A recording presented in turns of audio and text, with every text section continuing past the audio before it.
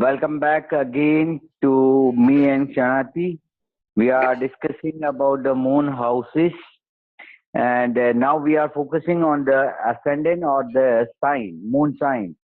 So this video will be discussing about the moon in your ascendant, whichever the ascendant you are born, and what is the importance of that moon in your chart. Like example, if you are a Cancer ascendant, so moon will be rule your first house. So what is the role of moon? In different ascendant, if that is your ascendant, that will be going to affect you physically. And if it is your moon sign, then that house, that moon will be going to affect you mentally. So let's start with the Aries ascendant or Aries moon, right? Yes, excellent. Yeah. So like Aries people, whether they are born in the Aries ascendant or Aries moon sign, the moon has a prominent role of fourth house. We all know that Aries, we believe, is a Kal Purusha. Kal Purusha have a Aries, so all the sign are in the right placement. So here, the people born in the Aries ascendant, the moon is a priority, second priority of their life. That is a fourth house. And here, the moon, wherever it is placed, except the Dusthana or it is deblated or somewhere affected, they are the people who enjoy more of a pleasure in emotion level. So they always into the pleasure with the emotion. So they enjoy into the extent. What we have discussed in the earlier video, part 1, where the moon in the fourth house. Here it's not in the fourth house. It's a lot of a fourth house. So it has a more power of a moon here in the Aries ascendant. And that is why Aries people enjoy the pleasure much more better way than the other people. As they have a natural sign here, and being a moon, that house lord is also moon. So they are getting a double benefit out of this moon. So they are enjoying the moon position on the fourth lord as a fourth lord. So they are into every kind of a pleasure. They are very much excited and they are enjoying to the extent. So this is the best position for the Aries people, having a moon sign in the fourth house. It should not be placed 6, 8, and 12 from this house. That viewers has to be remember that whenever the house lord is placed from his own house, we call as a Bhavartha Bham. So if it is placed in the 6th, 8th and 12th house from his own sign, then it will not giving good benefits. Otherwise, the people having the 4 Aries ascendant, either a moon sign, they will be enjoying the pleasure into the great extent.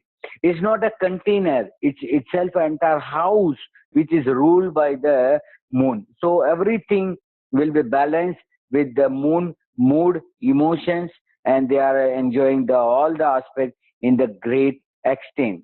So you may add about the Aries ascendant with the moon. Thank you for that wonderful discussion on moon from a perspective of an Aries ascendant. So all I want to reflect about that is the Aries ascendant is ruled by Mangala, is ruled by Mangal. Now, the moon is said to have no enemies. It is said that the moon has no enemies. However, Mars has many enemies. And it is not, some astrologers say that the moon and Mars are friends. But we know that the Mars is debilitated in Cancer. Moon is debilitated in Scorpio. So how good friends they could be has always been my argument. Now, now considering that the moon can act as a functional malefic for the Aries ascendant. So this is something to consider for the Aries ascendant. And then you're looking at the rulership of the 4th house, though, which is a natural position for the moon. So, and the rulership there. So it's a balance. Even though that Mars and moon might not always operate well together, the moon carrying its functionally natural energy to the 4th house is beneficial for the Aries ascendant. Now, generally speaking, the Aries ascendant is very passionate about their where they're from. They're very passionate about their land. And that's because the Cancer ascendant falls energy into the 4th house. So these people, it's important, it emphasizes the relationship with your actual mother. So as an Aries ascendant, the importance of your relationship with your mother is quite important. So that effect of the rulership of the 4th house, and if the moon is in a difficult position, the ruler of the 4th house is in Nietzsche position or enemy or very dark moon position, then there can be challenges with the mother. Even though your chart karma is the importance of the karmic relationship with the mother, that doesn't make the relationship easy. And but again, just my main point about the Aries ascendant is this relationship between Mars and the moon, and it is beneficial that the moon carries that energy to the 4th house. But a lot of times, the warrior and the queen, they don't always have the best interaction. So even though it does emphasize our relationship to have good pleasures with the home and have good pleasures with the family and have good pleasures with the mother, there also might be some challenges there as well that can show up, particularly if the moon is afflicted. Yeah. So thanks. So I hope that was helpful as well. Yeah, you have combined both the things with the ascendant lord with the 4th lord. That is something, a unique thing, that what person is and what he's expecting. That's a total two new dimension. So the person of Aries ascendant, they are a warrior, and normally warrior doesn't have a pleasure. That's what we believe. But here, what happens that being the 4th lord moon, whatever they get pleasure out of it. So it's not the things that gives them pleasure, but the situation what arise in front of them. Suppose they are in the extreme cold, they enjoy that. If they are in the extreme hot, they enjoy it. So all the extreme condition, even if extreme condition they are facing, being not so good relation with the moon and Mars, as you mentioned rightly, but still, at the time when the pleasure has to be enjoyed, they enjoy into the extent. So that's a good thing. You have link between the person as a ascendant lord as well as his 4th lord, how the cordial or not so cordial relationship between it. So that's an appreciation that you have been drawn here. So moving ahead, we can move to the Taurus. Taurus, Vrushabha, where the moon is a lord of a 3rd house.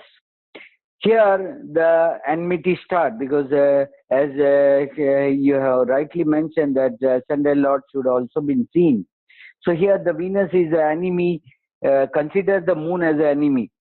So what happened that all the pleasure seeking people, Taurus is nothing but the pleasure seeking people, those who always seek the pleasure as a priority of their life, they, being a moon in the 3rd lord, they give very less priority to their hardship. They give a less priority related to the 3rd house, their siblings, their traveling, their desire. They give a secondary thoughts for that and not giving the full priority. They give more attention to their own pleasure rather than giving them more pleasure, and rather to create a new pleasure, because the 3rd house is a creation. It's a beginning of something. At least even people start thinking about the something is also a 3rd house. So 3rd house being, we have already discussed in detail in the moon in the 3rd house. Here is a lot of 3rd house. So person have a less expectation or less focus on their good deeds, new beginning, or doing something new to their life, and also avoiding a kind of emotions to their siblings also. So also not traveling much, because they are very happy with the present situation where they are situated. So that way it doesn't sound good as the moon being a 3rd house lord and being in this ascendant. It's not so useful as in the other ascendant. What's your viewpoint about the Taurus people? it's very interesting for the Taurus ascendant, especially if the ascendant falls in Rohini Nakshatra, because that's the moon's favorite nakshatra. Yeah. So there, but the Taurus ascendant being ruled by Venus, Shukra, and Venus and Moon having this strong historical relationship of the story where the moon, again, we've discussed this, sleeps with the Jupiter's wife and goes to ask Venus, well, have I done anything wrong? And of course, Venus is quick to say, well, of course you've done something wrong. So there is this energy of discomfort. And then you look at the rulership of third house because of Cancer position in the third house. So this is a upachaya energy. So if the moon is in good position here, even though the Taurus ascendant, as Dr. Dharmesh accurately put, will be very pleasure-seeking, how much do they want to work on themselves? How much do they want to grow? How much do they want to emotionally mature, become emotionally more responsibility? And depending on the moon position, we can see how quickly they can evolve in terms of their emotional maturity, in terms of their emotional responsibility. But if the moon is in a very difficult position here, there could be a lot of emotional irresponsibility or emotional immaturity. So the person doesn't care much about the emotion.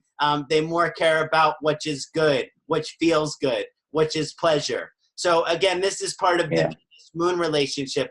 The third house does activate karma with communication and expression. And with Venus, it's a different way of expressing than things with the moon, because Venus expresses things in a very beautiful, in a very refined, in a very sophisticated way. And the moon will express something in a very emotional way, in a very dramatic way.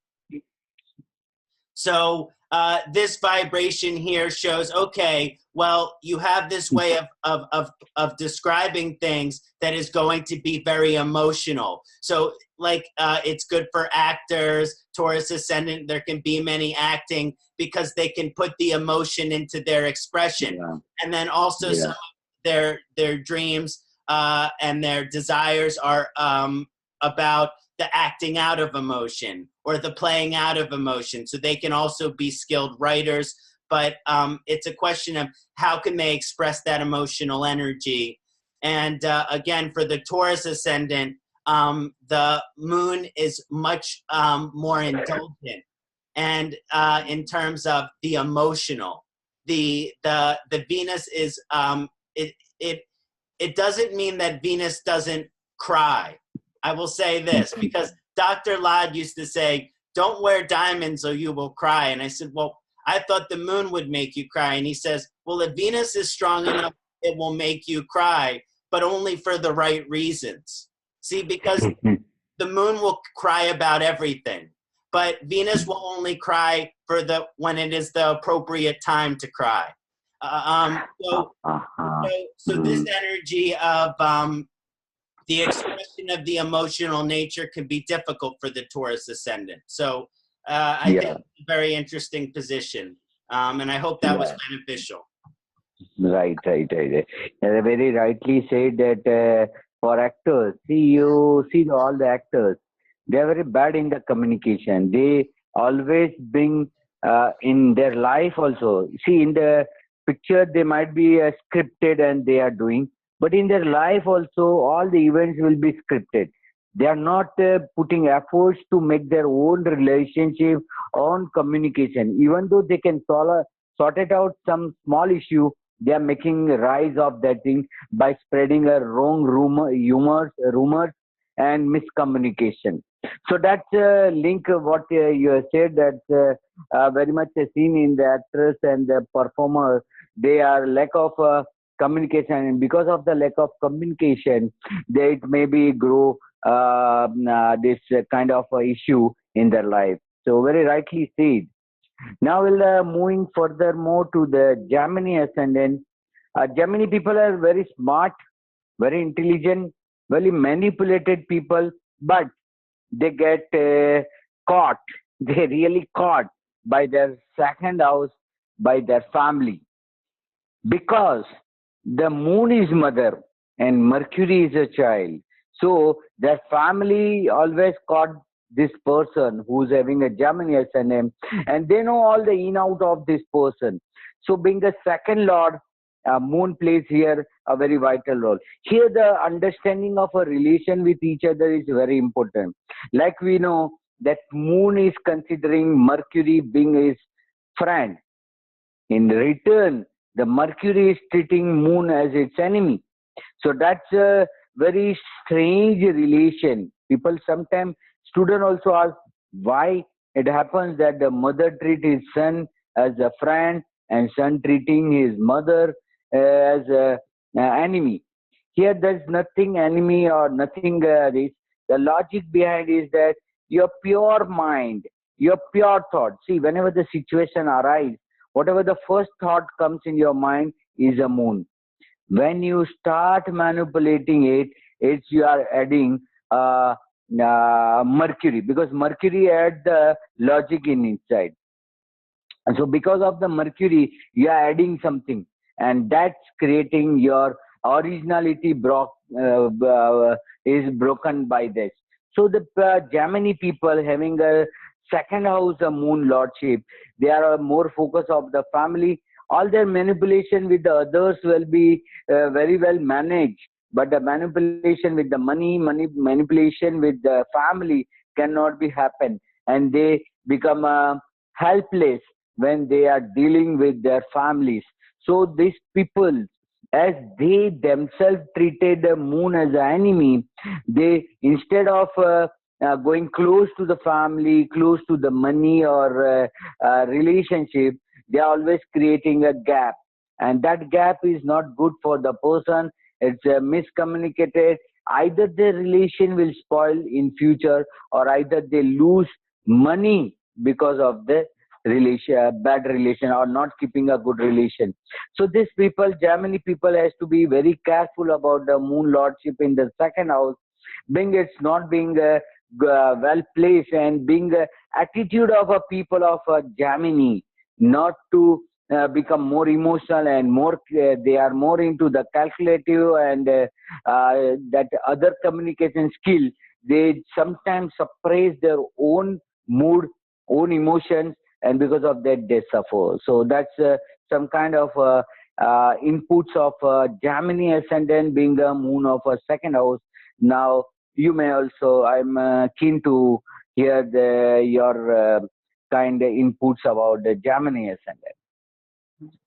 Thank you, Dr. Dharmesh.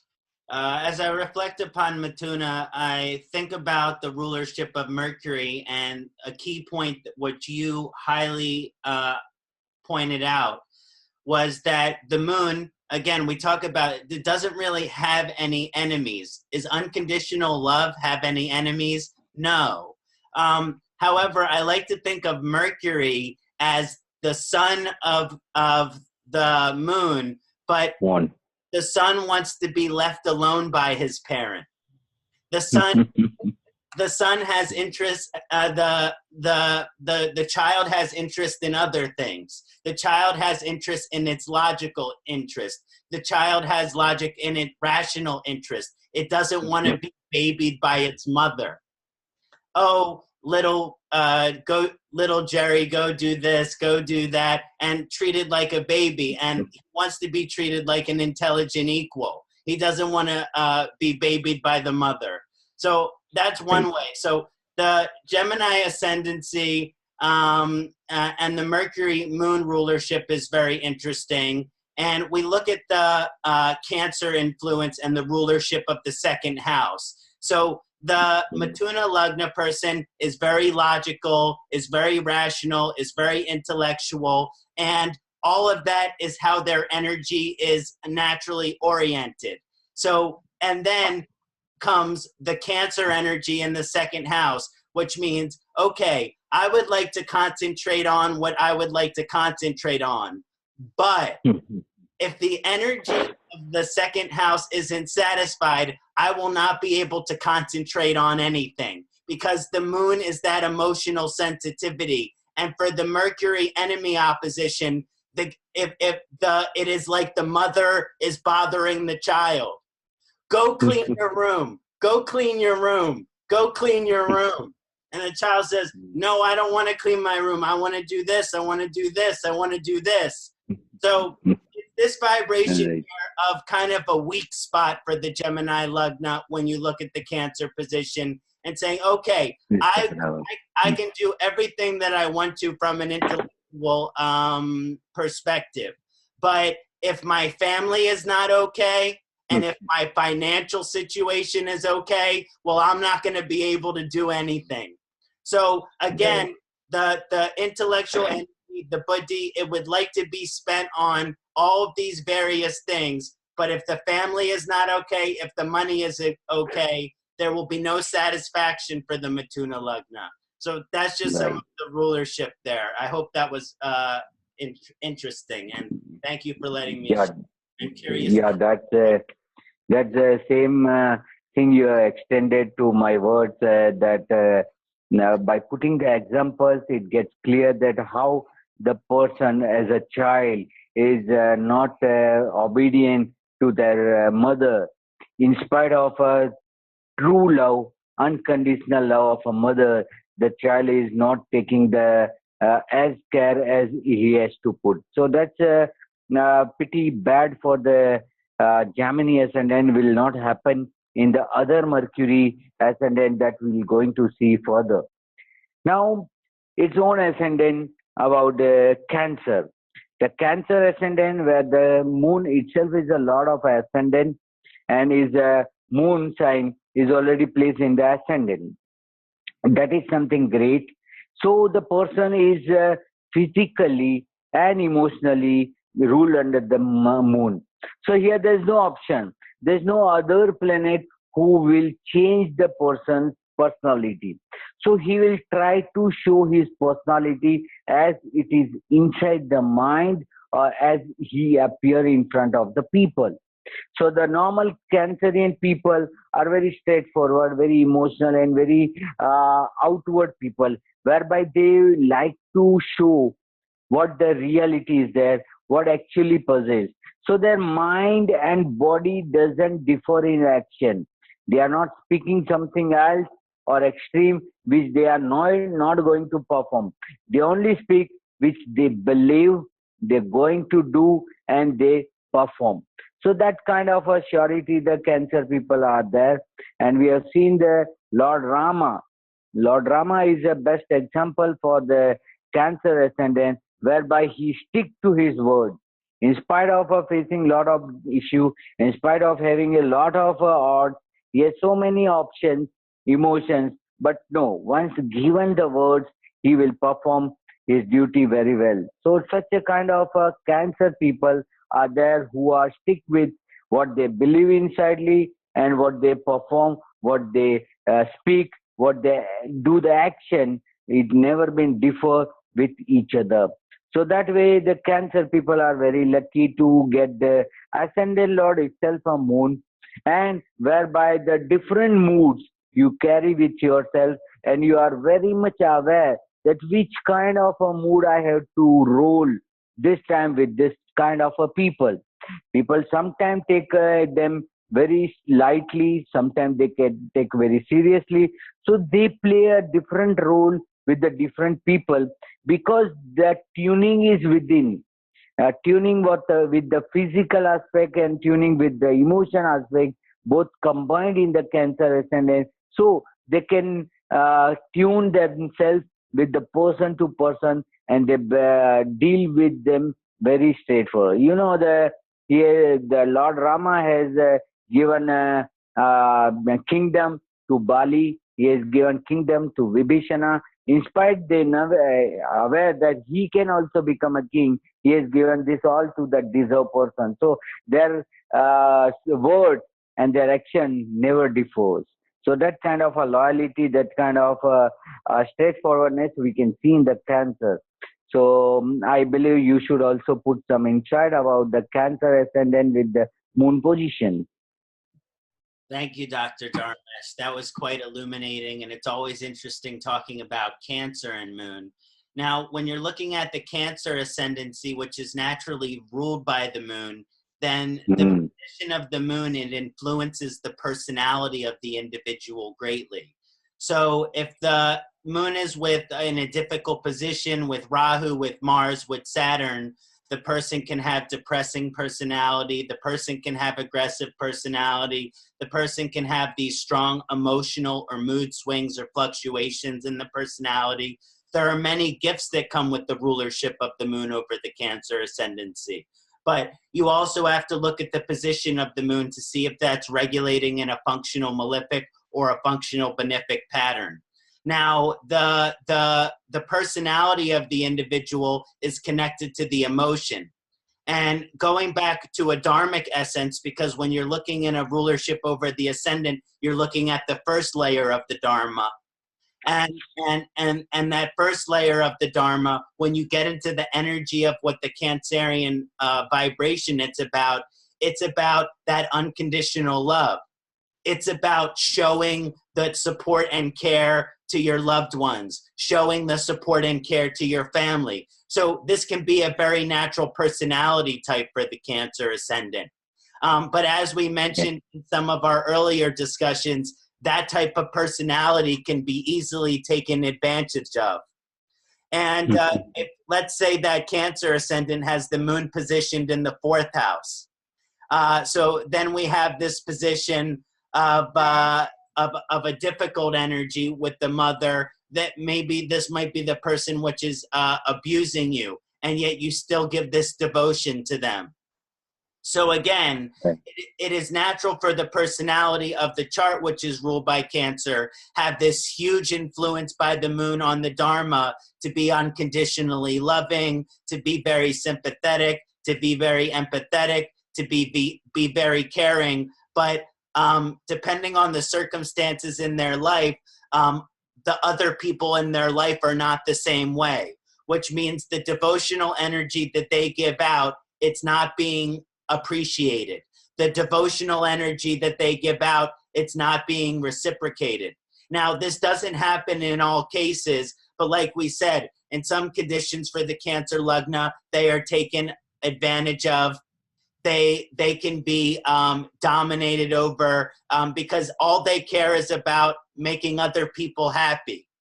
So again, part of the evolutionary energy I see with the Cancer Lagna is to have strong emotional boundaries, because they have empathic intuition, which means they feel what other people feel. So if you start to feel that someone has a negative energy, you have to put on that physical boundary. You have to protect yourself. You have to cleanse your energy, because otherwise then you won't have the proper energy to give to the direction that you would actually like to give it to, because these other people are acting like vampire and they sucking your energy away. So this is something that the Cancer ascendant, I just wanted to reflect on as well. I hope that was interesting. Yeah, definitely. That's effect of outer energies inside your body, and that kind of reaction what you have insidely, and then what you reflect out of it. That's a very important linking that you have made in this context. So the Cancer people, they are bright, their emotion, innocent everywhere.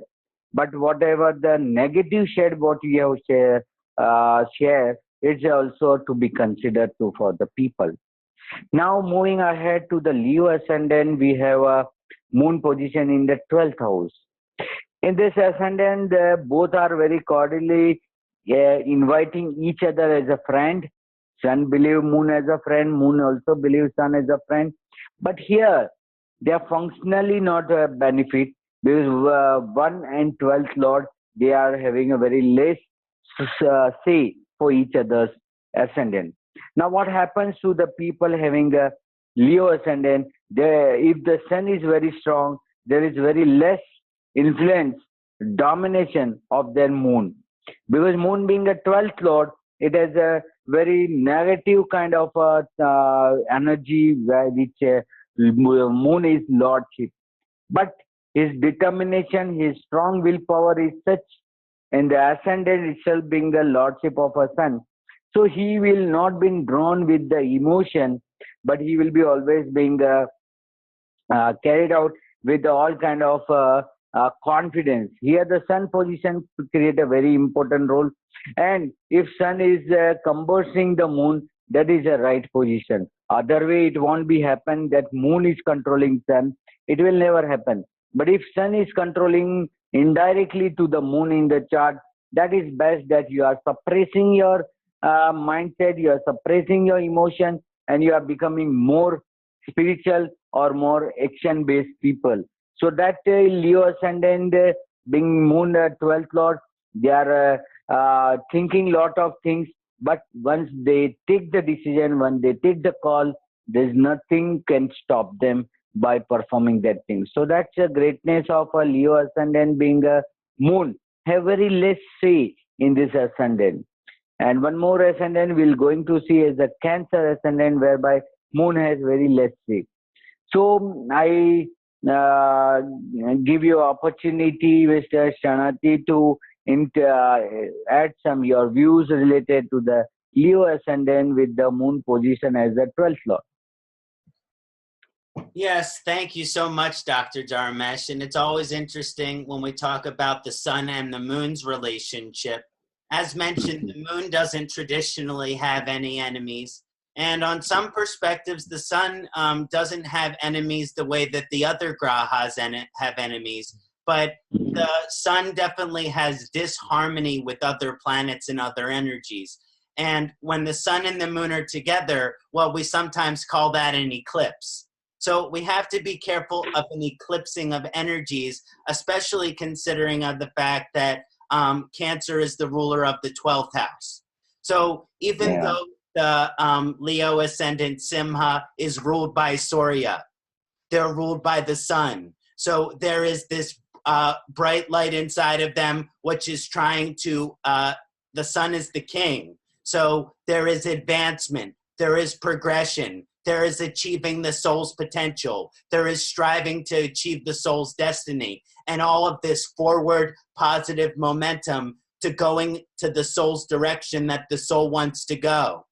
And again, we can sometimes see, like we saw with Gemini Lagna, you can think of Cancer a little bit as being a weak spot to the, and this isn't necessarily dependent on the position of the moon, but it shows that even though in their conscious personality, physical energy is being Leo, that their subconscious mind and that their dreaming is heavily influenced by the moon. So it's kind of this balancing of energies, but this energy of the subconscious mind being emotionally influenced. A lot of times when you see a Leo ascendant, you don't necessarily notice their emotional quality. However, it's the 12th house vibration is strongly Cancer. So the reason behind why they're doing everything, they might not know the emotional reason why, because the moon shows this, the subconscious is emotional. The moon's rulership over the 12th house shows that the subconscious has this emotional nature. So even though we don't necessarily see the emotion and the mood as a motivating factor, it's coming from the 12th house. It's coming through our dreams. It's coming through our subconscious. Because the moon rules the Dusthana house here, it can show that sometimes the mind is they say that our mind is our greatest enemy. And the 12th house is also, the house of prisons. It's the house of hospitals and ashrams and all of these things. And so when you have that Cancer influence on the 12th house, be careful that your mind is not a prison, because the mind can turn into a prison. The mind can turn into this consciousness where we're creating our reality. We're manifesting our reality because of our emotional consciousness. So we have to stay positive. We have to stay optimistic. In other words, it's not just enough to do everything you have to do as a Leo ascendant to achieve your potential, but you have to make sure that your mind is balanced too. And that's the moon, and that's the moon's influence on the 12th house, because there will be many subconscious battles which the Leo ascendancy has to face if they do not take care of their emotional aspect as well. So, so that's just, I hope that was interesting. Yeah, so that's a combination of what we are believing is a relationship between the hello. Namaste. Can you hear me, Dr. Dharmesh? Yeah. Sorry. So it is nothing but we can see this as a conflict of interest. We can say it's a conflict of interest between sun and moon. And the one thing which we know that which delay our moksha is our mood. That's a moon. That's a emotion we create. If we are very straightforward, we are very easily get a moksha. But this moksha are delayed because of the thought, because of not focusing or concentrating on the things. So, sir, rightly you mentioned about the conflict of interest between sun and moon, and that's leading to the very negative shade to the Leo people. Now, moving ahead to the Virgo people, here, as we have discussed in the Gemini, that the enmity between the moon and Mercury and the moon, here that kind of enmity we are not seeing with the family people, but here the moon is a lordship of a 11th house. So being a moon as a ownership of a 11th house in the Gemini ascendant, it will be a very interesting for the Virgo people. Now, in spite of a Gemini, the Virgo people are getting more benefit of a moon being a 11th lord. Even though it is enemy, it is a neutral house. We all know that 11th house is a neutral house where no planet exceed their limits. So here the moon remains in the control, and they know what kind of expectation they need to be done, and accordingly they are getting a good result. So all the Virgo people having a ascendant lord instead of a Mercury, still it is Mercury, but it will be giving a good opportunity to the moon. Moon also have an independent state, and with this independent state, it is going to give you ultimately a good desire fulfillment, gain, and all kind of a better result for your future life. So Virgo people are not going to face major negativity of moon sign in the 11th house. So you may also put your input, Ksanati. Yes, as the Virgo ascendancy, and thank you, Dr. Dharmesh. I agree very much with you that it does kind of find itself in a more comfortable position in the 11th house for the Virgo ascendancy, even though the rulership of Mercury, because the 11th house rulership is a house of Kama. And the moon is this planet of devotion and desire and fulfilling our desire. So this combination can go very well together. People can achieve their ambitions, which they want to achieve. They can put their emotional energy towards towards achieving which they want to fulfill, leaving their reputation on this world. Or maybe they're striving for more spiritual goals. But whatever it is, the Cancer position does help them achieve that. Now, also, this can show a moon influence on friendship. And Virgo ascendant and also Gemini ascendant, friendship is a very important thing. Friendship is a very important thing to anyone who is ruled by Mercury, because these are the people that we have social interactions with. These are the people we have communications with. These are the people that it's easy for us to express ourselves to. So the Virgo ascendant person is not very emotional. They normally don't express a very emotional nature. They express a very logical nature, a very intellectual nature, a very understanding nature, a very service-oriented nature. I'm not saying they're emotionless, but there is a strong logical orientation to them. But everybody needs an emotional outlet. Everybody needs an emotional outlet. So even though the Virgo ascendant people are very logically, rationally oriented, to them, their friends are their emotional outlet. So they have to be, they can have more emotional friends. They can have more emotional relationship with their friends. And maybe they don't ever talk about their problems, because Virgo people don't like to talk about their own problems. They only want to improve things and make things better. However, maybe when they're with their friends, it's okay to talk about your problems. It's okay to talk about your challenges. It's okay to talk about your sufferings. So it's a nice relief for the Virgo ascendancy to have this Cancer vibration in their friendship, helping them fulfill their desires. And that was, thank you, Dr. Dharmesh, for your insights on Kanya and the moon rulership as well. Yeah, so that's a combination of a logic and emotion, what logic you have within and what your friends is possessing, how to balance that. That is a main core part of Virgo ascendant, as you have rightly said. Namaste, viewers. Again, we are back with Dharmesh Mehta and Ksanati as Jyotish, and this is a second part of moon in the different ascendant and different moon signs.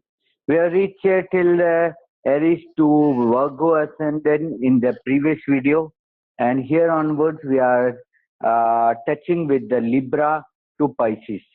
Where the moon sign is placed and how that people, that ascendant, those who born in that ascendant, how they are affected with the moon position, that we are about to explain in this video. So let's start with the Libra, right? So Libra, in Libra ascendant, the moon has a position of 10th house. Now here, their creativity, because 10th house we believe as a deed, karma. There is like a Taurus ascendant where the moon was a third lord. Here, as a second part of a Venus ascendant. See here, the Venus is a more dominating for the Libra and less for the Virgo. So here they are more dominating as a Libra, and you will find the Libra people having a very creativity in their act. Whatever they do, they create the emotions, because their deeds, their performance are such that it creates the deeds, and you also like to follow that kind of feelings. In Libra ascendant, we have an example of like Hitler. We have an example of Mr. Gandhi, Mahatma Gandhi, revolutionary leader. So they are the people who are very strong with their own determination, but simultaneously they are creating emotions by their deeds. Their deeds, their saying, and their performing are not different. Even though that Venus is not considering a moon as its friend, but here the creativity, the act, the name, fame, recognition, acceptance by the people, these all are matters very well than this. Although the Libra people are very artistic and very creative people, that real creativity will become to the surface. It comes to the people by 10th house moon, because moon is a good counselor, good feelings, good understanding.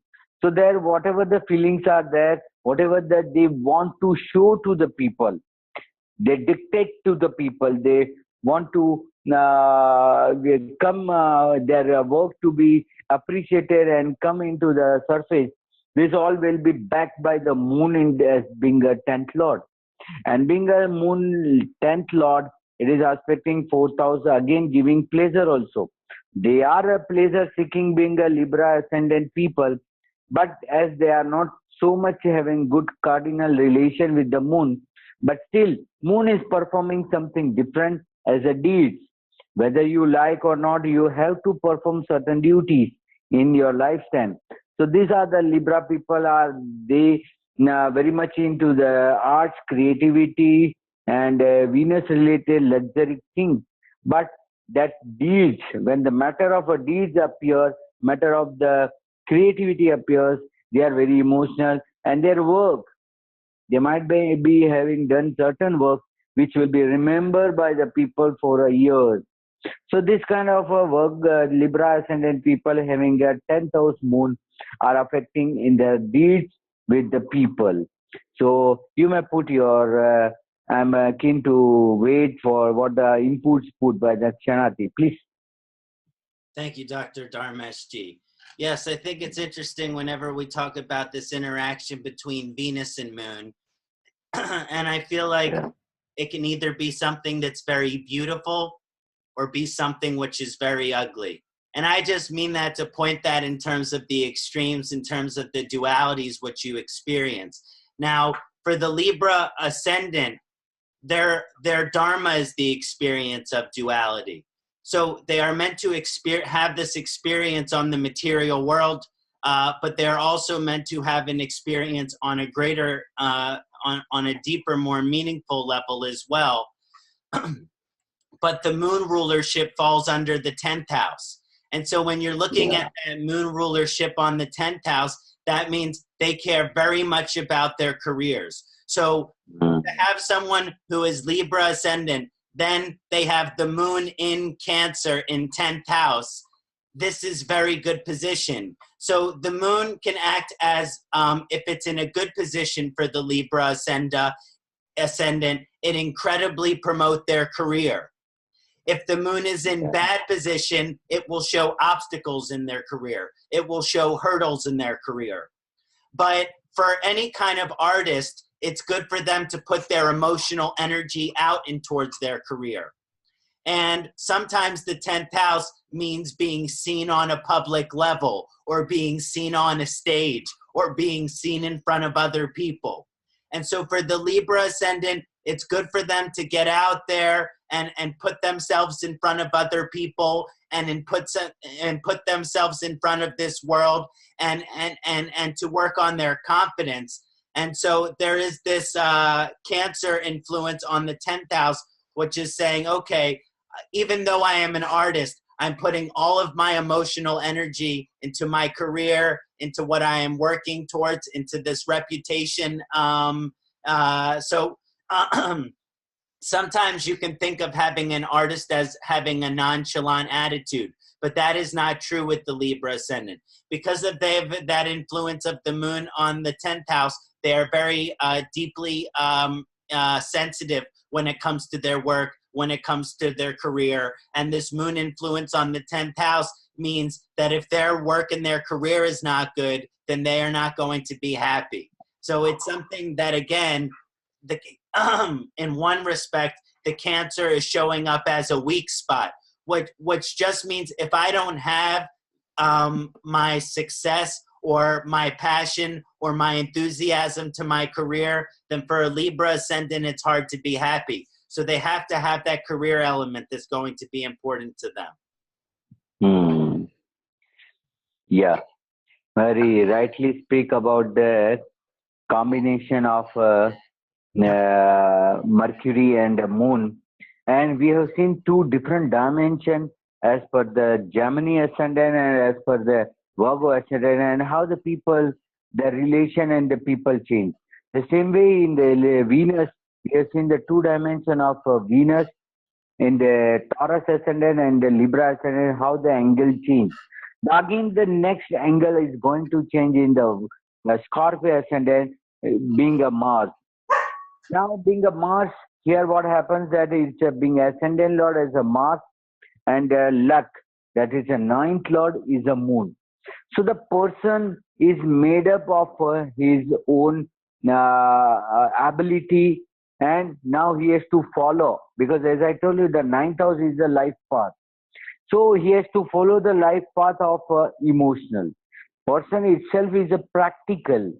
The person himself is a being practical. He has to follow the path of emotion. See how the dimension change. As in Aries, the person is a very materialistic in the ascendant, the Aries sign, and in the house of pleasure, they have a moon sign. So they are seeking some kind of pleasure from the fourth house. But here it's a totally reverse. And moon is not considered good for the Scorpio ascendant. Being its debilitated sign, it's not giving the full confidence to the people. But as compared to the Aries, the Scorpio people being having a negative, kind of a negative energy comprised with themselves, because it's a eighth lord, Kalpurusha eighth sign, and Scorpio being the animal as the symbol as a scorpion. They are having some kind of a crooked nature or some kind of a revengeous nature. Now this revenge, this kind of attitude or nature, can it be changed? Yeah, it can be changed by the ninth lord as the moon. Here moon will control the emotions, and moon will make him in the right path, because life path as well as your spiritual path, both are from the ninth house. So here the combination is good for the moon, as in the ninth lord.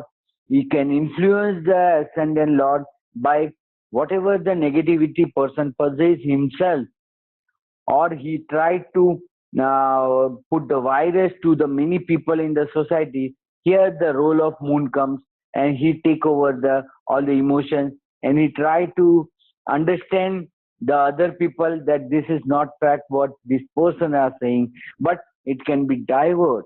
This person's attitude, this person nature also can be changed by diverting them into the religious and spiritual matter. By diverting to the religious spiritual activities or charity activities, these people can be changed, and they are earning and they are gaining much result, not even in this life, not in the future time, but for next life also. So to invest something for your next life, whatever we suffer this life, we don't have any idea. But now you got a conscious, now you know what to do and how to enhance your future life also, or future birth also. So that way this is a very important for Scorpio people having a moon lord in the ninth house. And now we'll listen the inputs by Ksanati. Please put your inputs. Thank you, Dr. Dharmesh. Just like when we talked about the Cancer ascendant, the important position of the moon, well, also because Mars can be so difficult on that moon for the Cancer ascendant, the position of the Mars for the Cancer ascendant is important too. Now, when we get to the position for the Scorpio ascendant, the position of the Mars is going to be important. If the Scorpio ascendant's Mars is not good, and also the moon is also not good, this is a very, very difficult position. But if the Mars is good and the moon is not good, it can help balance it out as the Scorpio ascendant. So if the position of even for the Scorpio ascendant, the moon will be difficult. And you're having this influence on the ninth house. So there is this spiritual evolutionary energy which is connected to the emotion. And when it comes to the Scorpio energy, it's a very emotional energy, but it's very different than the emotional energy of the moon. It's very intense. It's very fiery. It's not as kapha. It's not as watery. So there is a difficult relationship for the Scorpio ascendant and then the rulership of that ninth house. But if the moon position is good and the Mars position is good for the Scorpio ascendant, they could be very pious and spiritual, because the Scorpio ascendant, when Dr. Dharmesh mentioned, they might have these secrets that they're holding, but if they conquer their demons, which also Scorpio is very transformative. So hopefully these Scorpio ascendant people, they find their demons and they face their demons. And then they will conquer their demons. And then that moon vibration, which is coming into the ninth house, allows them to be spiritually or religiously devout. So it's when they give up the old life that they live of alcohol and gambling and prostitution, and then they decide to live a life of a religious monk. And then So it's this transformative energy, the emotional energy moving to the ninth house will allow the Scorpio person to look at their darkest, deepest demon in the face. and hopefully I give everyone the inspiration to conquer those demons. Yes, very much. Very, very rightly say that kind of a transformation, because they might be wrong in the initial state, they might be not in the right path, but religion, spirituality, being a ninth lord as a moon, that development start in the human beings, and that leads to wipe out whatever the bad deeds he has done in the earlier time or earlier life. So that's a very interesting that a person can be changed from the extreme to the positive. It's extreme on the other side and just turn into the positive. So that's a great outcome of this ascendant you have rightly mentioned. Now it will be a Sagittarius, which is come forward first time as a Jupiter ascendant. We have just now completed Mars, Sun, Moon already completed. Then Mars, Venus, and Mercury. They are also double ascendant lord. Now here we'll see the Sagittarius ascendant Dhanur Lagna, where the lordship is Jupiter, and here the moon is placing the eighth lord. So being a Jupiter, considering moon as a friendly sign, do the eighth house lord has any say in your life? Do you have any say? Yes, you have a say, not in the positive mode, but that might be some kind of a fear, some kind of anxiety, some kind of a negative aspect of a life related to the fourth house ascendant. Now, these Sagittarius people itself are a very religious person, being a ascendant lord as a Jupiter. The ninth sign is also indicating the future time, future development, and whatever you are going to enjoy in the later on. So Sagittarius ascendant, in spite of a moon having a eighth lord, they are very good person by which they are getting a good knowledge, a secret work out by others. So their secret, their research becomes so easy. These people being a Sagittarius, they are always into the education, they are always into the kind of a knowledge industry. So being into that industry, they get the things automatically. Either they get intuition, because eighth house is for the intuition also. So they might be getting intuition through the moon, through meeting the people, to getting a nightmare. So some kind of a positive response, and we can say is inner booster, because Jupiter is very well considered moon as its friend. In spite the moon is not considered Jupiter as its friend or intimate friend, but still the Jupiter needs the energy of a eighth house by overcoming its fear. It's a overcome of fear from this house. So they are overfearing their luck, they are overfearing their own deeds because of the moon lordship in the eighth house. And this is influenced by the people that people get whenever they are into meditation. For moon, I only give the remedy as a meditation, because by meditating, you are concentrating your energy, you are shuffling your energy to the right place, and due to that right place, in your life, you'll never face any problem. So, in spite of a eighth lord, the moon has a positive aspect on the spirituality, is a good aspect in the related to religious matter, inner focus. This all the things which where the guru, Jupiter is a landlord, Jupiter is a ascendant lord, and the eighth lord being a moon. But still, he has confidence that no, I am treating you as a friend, so you will be going to enjoy everything with me as a friend only. You can't stand when you are in the lower position that you will be in the rebellious nature. So that's a kind of a rebellious nature is not found here in the Virgo Sagittarius ascendant. But still, sometimes if this moon is not so powerful, people may incline to this schizophrenic or mental disorder. So that one has to check and do the research on this domain.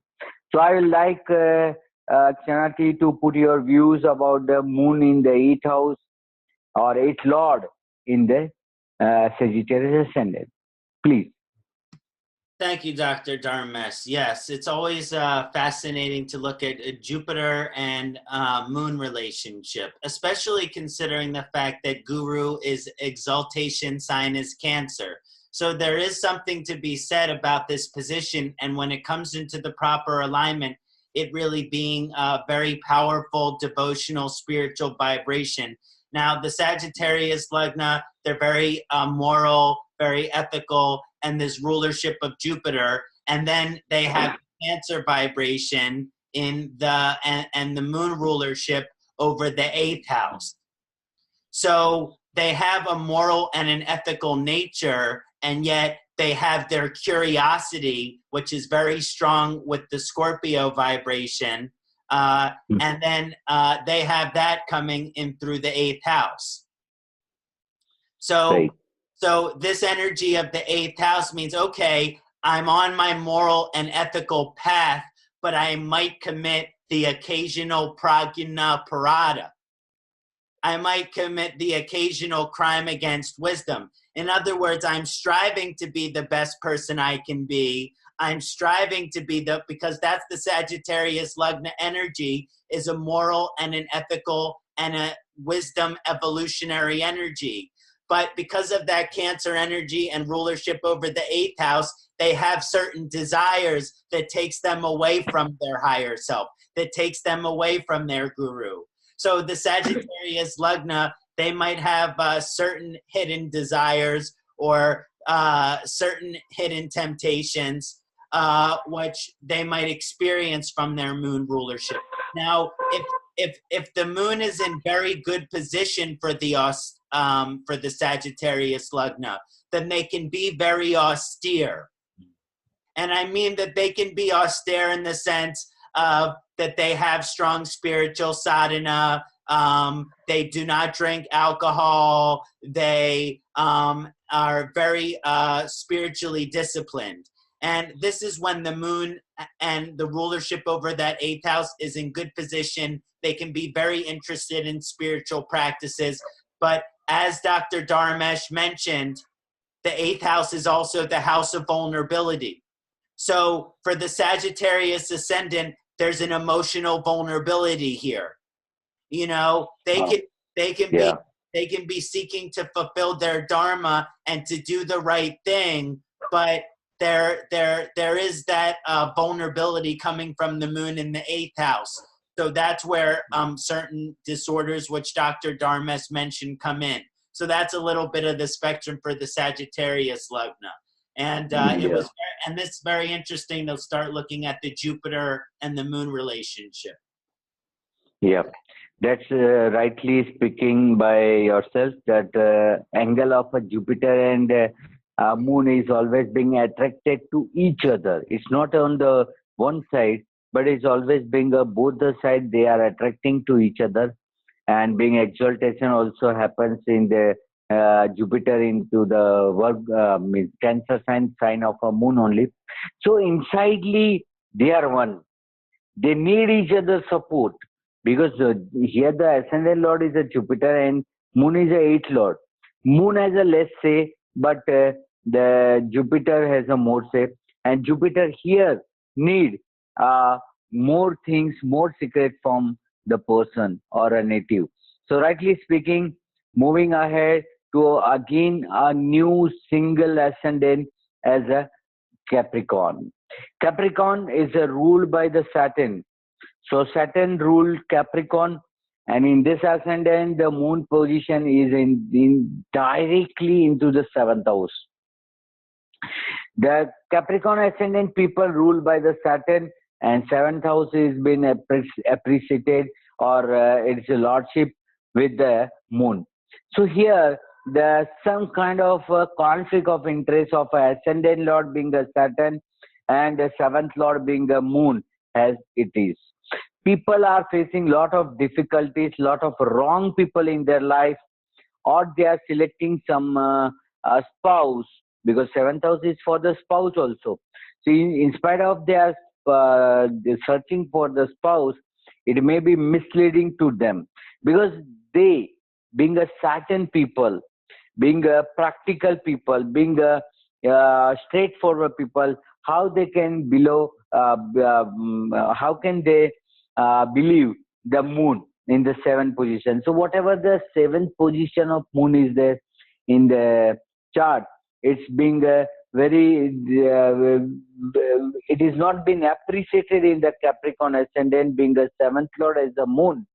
So here that's enmity also comes, and you are very theoretical, very practical aspect people or project in related person, but your opposite person to whom you are facing, they are very emotional. So here the tip is that those who are in the Aquarius ascendant, Capricorn ascendant should always listen to their seventh house and always try to understand what they really need, and you can help by making their life somewhat smooth. So that the Capricorn ascendant is there, it will be always being very well organized with the moon in the seventh house, and it is directly influencing, directly affecting the first house itself. So some kind of a changes, some kind of a emotional things may develop in the later stage in this life. So that's all about the Capricorn ascendant. You may continue in the same ascendant. Thank you, Dr. Dharmesh. And now we talk about Saturn and Moon. And I always think of it very interesting as this Capricorn Cancer axis. And in Capricorn is Shravana Nakshatra. And Shravana act a lot like Cancer. So there is this very interesting vibration that comes through of the relationship between Capricorn and Cancer and the Saturn and the Moon. And when you're looking at the Capricorn ascendant, they are ruled by Shani from JYOTISHACHARYA. So this rulership of Shani over them means that they might have certain challenges in their life. They might have certain adversities in their life. And so what do they need in their life in order to go through those things? Well, they need a partner who cares. Mm-hmm. They need a husband or wife who cares about them, who when the going gets tough is not going to give up on them just because things are difficult. Because for the Capricorn Lagna, they need someone who is going to be very dedicated, very stable and secure and grounded vibration. And so this vibration, they need someone who is going to, because the thing about the Capricorn ascendant is they don't really like to complain, because if they complain, it keeps them from progressing. Right. But they need someone who they can trust, who they can lean on their shoulder, that they can rely on. And that's that seventh house influence on the moon for the Cancer ascendant. And so understanding the importance of the partner to help kind of balance out the energy for the Capricorn ascendant. And again, this is a challenging aspect, because for the Capricorn ascendant, if the moon is in a bad position, then maybe this shows something that we've discussed consistently with the moon, which is being in an unhealthy relationship. Right. I've seen Capricorn ascendant in the chart of people with many marriages, and sometimes they don't even believe in marriage. They have many partners. So there can be very different approach to this marriage energy, which is more emotionally based. And that's just some of the energy I wanted to remark on the seventh house for Capricorn ascendant. Yeah, very well said that they can't leave each other and they cannot join together with each other. So it is leave LIV, and it is LEV, that they can't separate or they can't stay together. But still, in spite of this kind of differentiate, they still go along with each other. It's not a high ego of Aquarius and the Leo which we are going to see. It's not a Aquarius Saturn. It's a Capricorn Saturn, and Capricorn Saturn, the Capricorn sign itself comes as a ether level. We have a five elements, the fiery, Agni, Prithvi, Vayu, and Jal is included. Where is the ether? Where is the Akash Tattva, sky? So that is the Capricorn sign. The Capricorn sign itself denotes the sky. It is, denotes the all kind of a galaxy. So these people, in spite of having a lot of a difference of issue, they settle. That's a Capricorn. Now we are moving to the Aquarius people.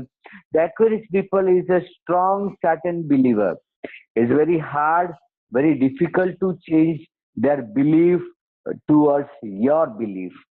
It is very difficult for the Aquarius people. You hardly change their intention or their attitude because they are formed, they are learned with their own experience. Their experiencing is giving them results. So there is very less say of any outsider. Here the moon is the lordship of a sixth house. Being moon, not so cordial relation with Saturn. Saturn believe it as a enemy. That's one side. And another side is that the moon sign plays in the sixth house. So if you are not conscious, not keeping your mind into your life, then you might be facing a disease, you might be facing the sixth house, all the negativity. So that is why it is very important. You are just facing in front of you. The Aquarius people just facing the sun, and by doing the exercise with the sun, you are ignoring the moon, which is a sixth lord. All the disease, all the relation, everything will be in the sixth house, but the person are not going to benefit out of it. They have a maternal relationship. They are having all kind of activities to be seen from the sixth house, like a disease or everything. But there's very less determination to come out, very less determination to do something great, something good. So that differs to the Aquarius ascendant. Being Aquarius ascendant, sixth lord moon is not a good pleasant house, and it's going to affect the native adversely in related to the disease, in related to the wife relationship, because the wife is the eighth house and wife relationship in the sixth house. So these all are things, and your career, your job is also going to affect. If you are very familiar with the other mode of service, then you can omit this. But this is really a crucial time for the people having moon. Here, if the moon is powerful in the chart, that means you are taking care of yourself as well as your enemies, your job, co-workers, everything. But if it is not, then it is will be very narrow mind and not thinking anything about themselves. So that's inputs of Aquarius ascendant, being ascendant lord having not good relationship, but at least it will be a sixth lord where he can put his emotion and may get a good result related to the sixth moon. So you may also put, Ksanati, your own inputs in the Aquarius ascendant where the moon is the sixth lord. Please. I think I'll take a little change and I'll discuss this from a perspective of my own experience, because I am an Aquarius ascendant with Rahu in 15 degrees. And so Cancer is my sixth lord. So like everything Dr. Dharmesh said being exactly 100% true for my life, with Jyotish, it activates my 10th house, which is Sun, Mercury in Scorpio. So that's much more comfortable vibration. But the sixth house is the house of work, which might not be so fulfilling. And before I became an astrologer, I had many different jobs. I was a hotel assistant manager. I was a cafe manager. And I worked these different jobs. And always during these jobs, these have this heavy emotional impact on me because I'm only doing the job because I have to. I'm not doing the job because I want to. So there's this heavy emotional energy where now I cannot do any work that I do not love, and I only love Jyotish. So then I have to work only in Jyotish. And even though I like hospitality and I work in that time for some long, anything which is not the most fulfilling work for me can be very difficult for emotionally. I also was event coordinator at a university. I would coordinate alumni events. And I also wanted to cry every day at this job.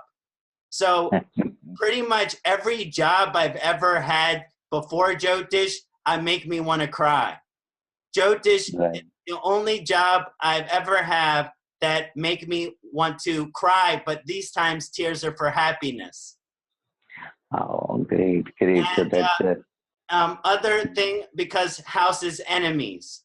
So this activate house of enemies. So I don't always understand emotion very well.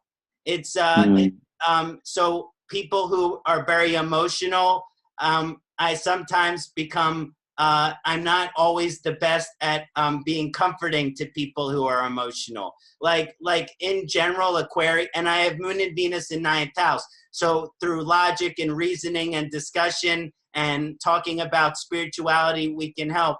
But I don't necessarily understand great sadness or in the same way that a Cancer ascendant might.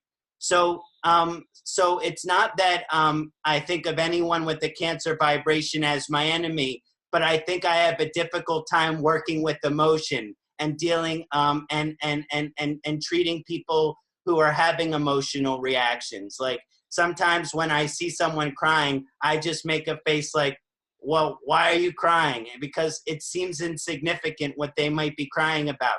Or even if what they're crying about seems significant, I still have difficult digesting emotion. So that's some of that vibration of the Cancer in the 6th house for Aquarius ascendant from my own experience. And also because of this is the house of disease, first 3 stages, and the moon is influencing this house.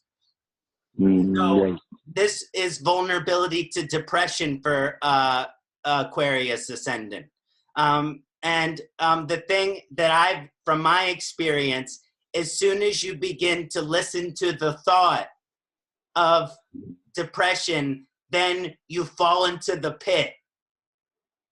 So even when the first thought of depression come in, you cannot feed that thought. You cannot give that thought any energy because that can be a pit of depression and sadness. And so just in general, there is this vibration there to avoid mental illness, to avoid mental challenges. You have to protect your emotional state. You have to protect your emotional nature. And so so sometimes the Aquarius ascendant, they like to support the community. They believe in a greater community, but also very important to them is their alone time. Right. And the Cancer, it never wants to be alone. It always wants to be there with someone. So sometimes that's why the Cancer vibration is a little difficult for the Aquarius ascendant, is because sometimes the Aquarius ascendant wants to be alone and the Cancer ascendant won't let the Aquarius vibration be alone. Right. Because they want emotional support, but the Aquarius person might not even understand the emotionality. Because for Aquarius people, they're pragmatic, which means if it works, it works. Which means if it isn't broke, don't fix it. So for the Aquarius ascendant, there's no use in crying about something that already happened. Very true. Very true. So that's your own experience as well as it matches with the ascendant lord and the sixth lord importance, their conflict of interest, and their way of working. So in initial stage, you might have faced a lot of problems, but when this Saturn Dasa appears or Saturn becomes powerful in your chart, that time you all will be benefited because you all are the Saturn people. And Saturn never gives a result immediately. It's always giving after the long effort. So by approaching the final sign of Pisces, again the repetition of Jupiter and Moon, but at the instant of Sagittarius ascendant, when we have seen is the eighth lord, and here in the Pisces ascendant, when we are seeing the Jupiter itself become positive and become the ascendant, it becomes the fifth lord. Now, being a Pisces ascendant and Moon in the fifth house, so it is showing some connection with the past life. So here we can't deny anything related to the past life. And being Moon placed in the fifth house, it also shows that multiple or so many degrees or so many education they are seeking and they are taking from the distance place. So being an ascendant lord, friendship with the eighth lord, it will be a good startup, good result, and whatever you accumulated in the past life, at least you are able to enjoy in this life because it's a fifth lord. And in the Pisces, we normally say to the all the function that Pisces is a sign whereby all the accumulation of Aries to Aquarius, whatever the things has been created, this all will be deposited in the this means Pisces ascendant or Pisces moon. Very quiet. You might not heard anything about the Pisces where they are very silent, but they always being drawn by the time because they are very particular of a time. When you call someone on the dot time and he appear within that time, that kind of emergency, that kind of things, always there is a good relation with the ascendant lord with the fifth house. So that is a manifold work that people has to see from this combination. But main thing is that you see the report, you see the classes or action which has been done in the fifth house, because fifth house is higher education, fifth house is communication, fifth house is attachment with your past period time where you have met and now there's a gap. So this is very important, being a Pisces ascendant lord and fifth lord, both are good on the prospect of Jupiter, but literally it gives a good result because Mars is placed very well in the chart, as well as its lordship also will not be suffer. So that way the Pisces ascendant will be also, because it's a very small ascendant, we can't describe much things about the Pisces. So this is a last zodiac sign. For what you have to put your inputs, just put it, Ksanati. Thank you, Dr. Dharmesh Ji. Yes, it's very interesting to look at Pisces and moon relationship because Pisces can be very, very ungrounded, and the moon, when it's very hypersensitive, can be ungrounded. So the position of the moon for the Pisces ascendant, it's very important because if the moon, it's good if the moon is in Taurus, the moon is in Rohini, etc., because it will ground the energy of the Pisces vibration. Because the Pisces vibration, they're living in like two different worlds. One hand in the Sarga and one hand on the earth. And they live in this place between the two worlds. And that is very difficult to deal with emotionally. So you need to be in the moon strong position. But if for the Pisces ascendant, the moon is in a very difficult position. And as Dr. Dharmesh mentioned, it activated through the fifth house, which is our past lifetime karma. So you can actually see people born with mental illnesses. And this is a result of the past lifetime karma. You can see this resulting through the positioning of the Pisces ascendant and the fifth house. They could have some difficult karma that they're bringing in terms of their mental functioning, in terms of their maybe autism and other spectrums of this disorder. So the moon position for the Pisces ascendant is absolutely significant. And the rulership of the fifth house, it shows that this is also the house of the children. Yeah. So they can be very much living in their own world, the Pisces ascendant. They could very much be living in their own world and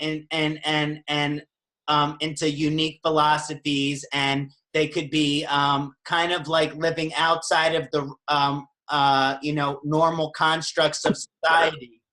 But then the activation of the moon on the fifth house, it shows that they might have children. They might have which they would have a devotional energy towards. So it would show that would keep them grounded in this life too.